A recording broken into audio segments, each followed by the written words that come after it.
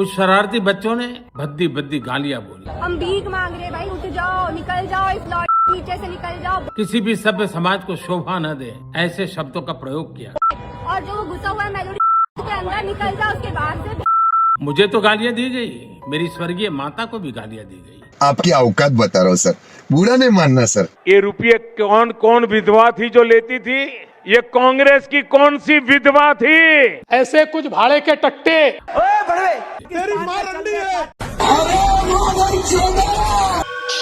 एक गुमराह बच्चे हैं, मैं उन्हें माफ करना चाहता। चुप रहेगा नहीं रहेगा, आवाज नहीं निकलनी चाहिए मुंह से, चुप। हमारे इस लोकतांत्रिक और महान देश में अपने हक के लिए नीट पेपर लीक के खिलाफ, भ्रष्टाचार के खिलाफ कुछ स्टूडेंट्स, कुछ युवा शांतिपूर्ण तरीके से प्रोटेस्ट करने के लिए उतरते हैं और उनके साथ क्या होता है? क्या?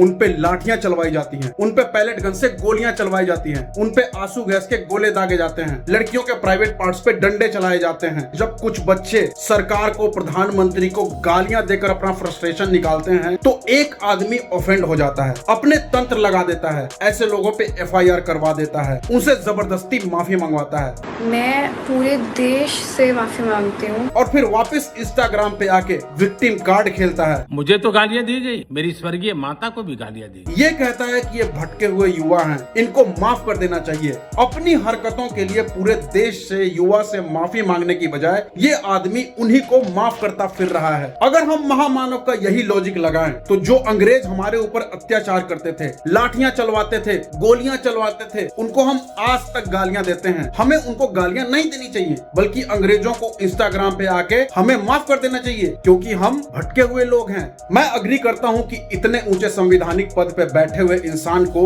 इतनी गंदी गंदी गालियां देना मोरली गलत है। लेकिन कभी इस इंसान ने आत्ममंथन किया है? नहीं। कभी इसने अपने अंदर झांक के देखा है कि आखिर ऐसी नौबत ही क्यों आई? नहीं। एक 75 साल के बूढ़े को 20-25 साल के नौजवान और बच्चे भर भर के गंदी गालियां क्यों दे रहे हैं? इनके MP, MLA और ऐसे ऐसे लीडर्स बैठे हैं, गंदी गंदी गालियां दी है लोगों को, औरतों और लड़कियों के बारे में बुरा भला कहा है। अरे उन लोगों की छोड़ो, इस महामानव ने खुद लोगों को गंदी गंदी गालियां दी हैं। किसी की माँ को इन्होंने जर्सी गाय कहा, किसी को बार बाला कहा, किसी को 50 करोड़ की गर्लफ्रेंड कहा, विधवा को पैसे कहाँ आते हैं, ऐसी ऐसी बातें करी। इतना ही नहीं, बिहार के चीफ मिनिस्टर के DNA को गंदा कहा, शायद DNA में ही कोई गड़बड़ है। डायरेक्टली खून को गाली दी।